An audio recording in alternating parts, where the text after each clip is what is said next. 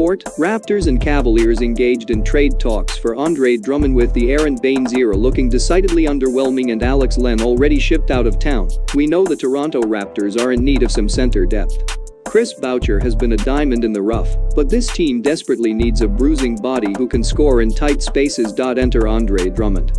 Long an obvious target of the Raptors simply due to his availability lack of fit on the current Cavaliers roster, it appears this morning that his days in wine and gold are coming to an end, with the Raptors at the top of the list for possible destinations. The Athletics' Shams Charania is reporting that the Raptors and Cavaliers are engaged in trade talks around Drummond. This pairs with reporting from ESPN's Adrian Wojnarowski and Brian Windhorst, who say that Drummond will no longer be on the Cavs' active roster as the team transitions to Jarrett Allen as their center of the future. Good choice. In 25 outings this season, Drummond is averaging 17.5 points and 13.5 rebounds per game. A trade for Drummond has its share of downsides. The center is on an expiring contract and commands upwards of $27 million in outgoing contracts in a trade.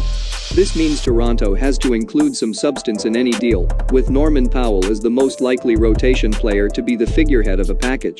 As pointed out by The Athletic's Blake Murphy, not including Powell, assuming that Fred VanVleet, Kyle Lowry, Pascal Siakam, and Aga Anunoby are rightfully off limits in an outgoing deal means Toronto has to send 5 players to Cleveland, which is problematic in itself for a team already struggling with lack of useful depth.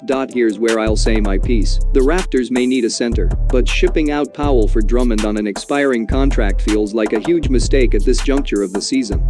Norm has proven his worth with Anunoby out of the lineup over the past 2 weeks, emerging as a crucial offensive player in a starting lineup that has pushed the team to the NBA's 6th best offense by rating.